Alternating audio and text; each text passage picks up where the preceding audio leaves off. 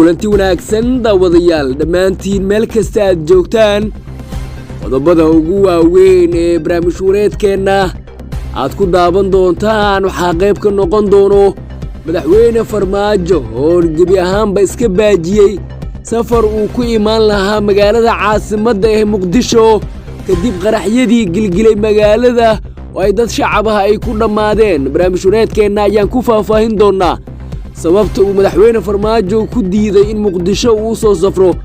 maxaa ka jira in uu ogaaday xogta shirqool uu maleegayo agaasimaha hay'adda nabad sugidda iyo sirdoonka qaranka Soomaaliyeed ee NISA. barnaamijwareedkeena ayaan ku faahfaahin doonaa qodobada xiga ee barnaamijwareedkeena aad ku daawan doontaan waxaa qayb ka noqon doono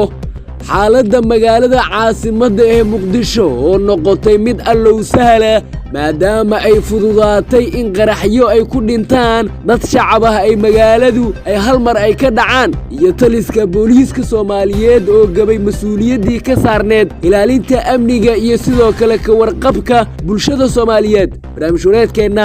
ayaan ku faahfaahin doonaa dagaalamayaasha Al-Shabaabna waxay bilaabeen in gebi ahaanba ay isaga cararaan dhammaan deegaanadii ugu dambeeyay ay kaga sugnaayeen gobolka Shabeellaha Dhexe, gaar ahaan deegaanada hoostaga degmada Aadan Yabaal. ciidamada qaranka ayaana qarka u saaran in tuulooyinkaasi ay la wareegaan. qodobada kale waxaa qayb ka noqon doono taliyaha ciidanka xoogga dalka Generaal Odawaha Yuusuf Raage ayaa soo saaray amar culus oo ka dhan ah howlgallada ka dhanka ah Al-Shabaab ee ka socda qaybo ka mid ah gobollada dalka si aysan u fashilmin mar kale. barnaamijwareedkeena ayaan ku faahfaahin doonaa qodobadaas iyo sidoo kale qodobo kale oo xiiso leh, balse haddii ay tahay markii kugu horreeyey aad soo booqatay janalkeenna waxaan kaa codsanayaa in aad rukumato si ay kuu soo gaaraan wararka, warbixinnada iyo macluumaadka xiisaha leh ee halkan aan soo gelinno. mahadsanidin dhammaantiin. aan ku bilaabo barnaamijwareedkeenna. warar la helay ayaa sheegaya in la baajiyey safar uu madaxweyne Farmaajo ku imaan lahaa magaalada caasimadda ee Muqdisho maalintii Khamiista ahayd sababo u gaar ah madaxweynaha. dadka agdhow Farmaajo ayaa waxay inoo sheegeen in safarka uu ku imaan lahaa magaalada Muqdisho loo hakiyey halista amni iyo sidoo kale weeraro laga cabsi qabay inay argagixisadu ay ka geysan karaan qaybo ka mid ah Muqdisho. nabad iyo nolol shakhsiyaad ka tirsan ayaa waxay sheegeen in la taliyaashiisa gaarka ah ee madaxweynihii hore ee Soomaaliya Maxamed Cabdilaahi Farmaajo ay u sheegeen in muhiim ay tahay in hadda uu ka baaqdo safarka uu ku imaan lahaa magaalada caasimadda ee Muqdisho. diyaarad maalmo ka hor loo sii jaray tikidhka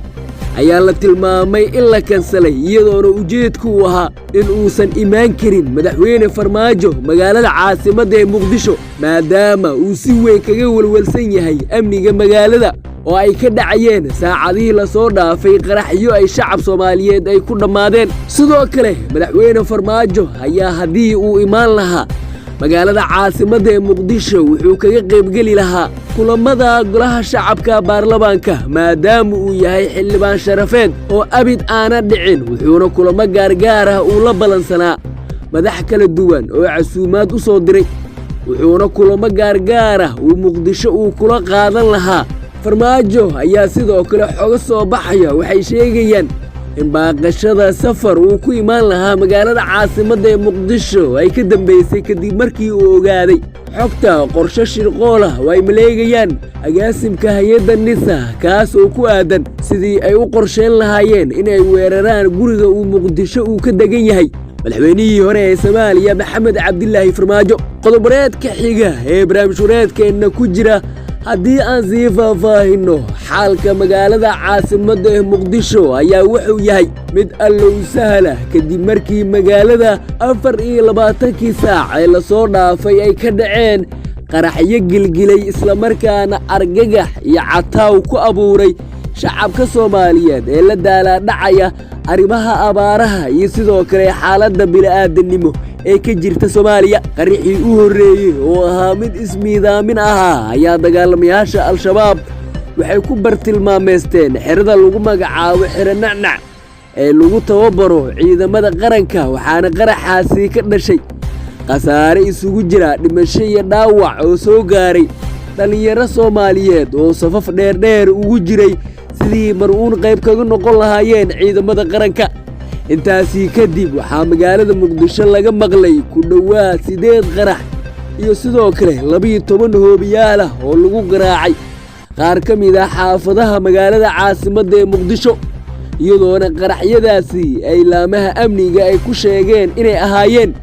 kuwa dheemisha oo aan wax khasaaraha aana geysan. balse shacabka ayaa xalay xilli fiidkii hore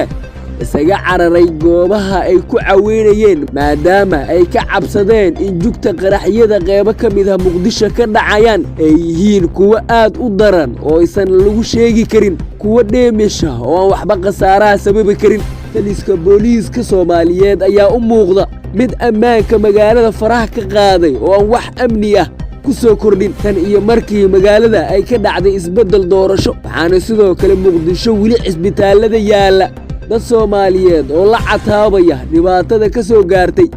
weerarkii baahalnimada ahaa ee qaraxii Soobe 2 ee ka dhacay dhowaan magaalada caasimadda ee muqdisho. haddii xaaladda muqdisho ay sidaan ku sii socoto isla markaana laamaha amniga ee muqdisho ay falcelin degdeg ah ay ka sameyn waayaan, shacabka ayaa waxay u muuqataa inay qaadan doonaan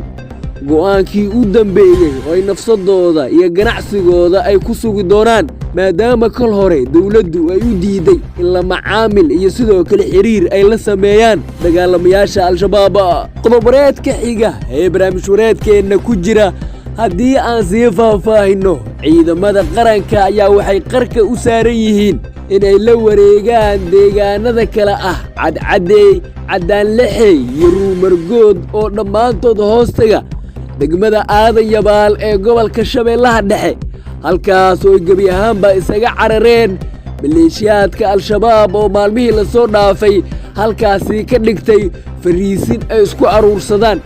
ciidamada qaranka ayaana qarka u saaran inay la wareegaan deegaanadaasi. howlgalka ka socda gobolka Shabeellaha Dhexe ayaa waxa uu yahay mid warbaahinta ay ku adag tahay in war xaqiiqda ku saabsan ay ka soo tabiso, maadaama howlgalladu ay xooggan yihiin iyadoona qayb ay ka yihiin diyaaradaha dagaalka ee dowladda Turkiga oo duqeymo la dhacaya meel kasta oo ay isku aruursadaan xubnaha maleeshiyaadka al-shabaab. ciidamada huwanta saraakiil hogaaminaya ayaa waxay sheegeen